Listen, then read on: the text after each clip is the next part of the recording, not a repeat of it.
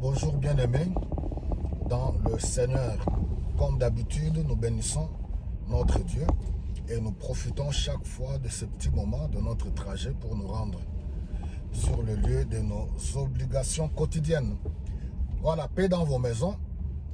La parole de Dieu nous recommande de porter les fardeaux les uns et les autres, de prier les uns pour les autres. Alors aujourd'hui, pendant ce petit moment de trajet, j'aimerais m'associer à tous ceux qui sont dans le besoin, qui prient, qui sont sur le lit des hôpitaux, qui sont dans des situations très difficiles, très compliquées.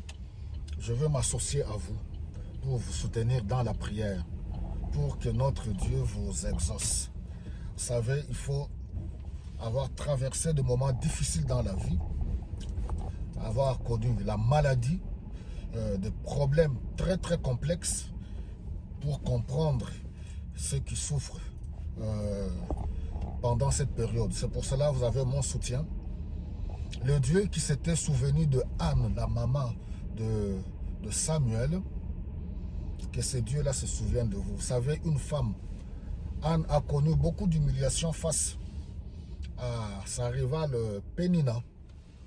Et surtout, dans toutes les sociétés, quand une femme n'arrive pas à concevoir, n'arrive pas à donner, à mettre au monde, elle devient un sujet d'humiliation dans la famille, dans surtout la belle famille, sur le lieu de travail, dans la communauté, partout. Elle est un sujet de honte et d'humiliation. J'aimerais prier pour vous, vous soutenir, que Dieu exauce vos prières.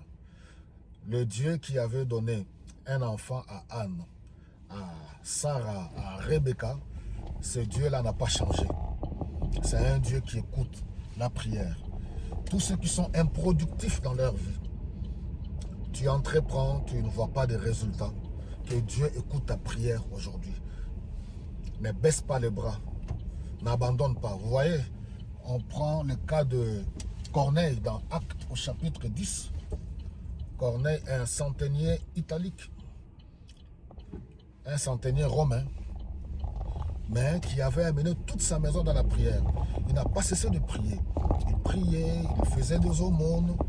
Voilà, un jour, un ange lui est apparu pour lui dire, écoute, Dieu a écouté ta prière et aussi il a vu tes aumônes. Alors, Dieu t'exauce aujourd'hui. Voilà ma prière. Que Dieu t'exauce, quelle que soit la situation dans laquelle tu te retrouves. Que Dieu t'exauce et que tu puisses retrouver le sourire. Vous savez, la vie n'est pas faite tout le temps de combat. Il y a un temps de repos. Oui. Moi, je ne suis pas du tout d'accord avec ceux qui pensent que non, il faut tout le temps combattre. Non. On est dans le vrai combat. Nous devons d'abord comprendre que Jésus-Christ a remporté la victoire. Il a dépouillé les autorités. Il les a vaincus. Donc, nous ne pouvons que venir lui implorer sa grâce, sa faveur, compter sur lui. Ce n'est pas par nous-mêmes, mais c'est lui qui a accompli cela à la croix. Et le Seigneur te veut épanoui.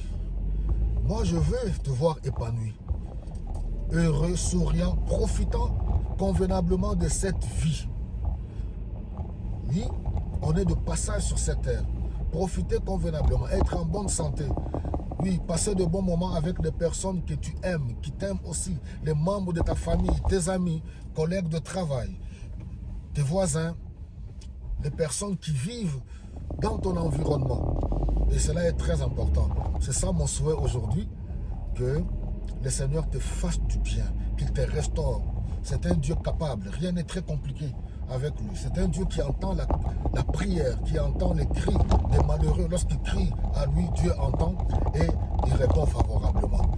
C'est un Dieu, lorsqu'on tourne le regard vers lui, on est rayonnant de joie. Que le Seigneur puisse te couvrir des habits de gloire et qu'il te restaure. Sois richement béni aujourd'hui, au nom de Jésus-Christ.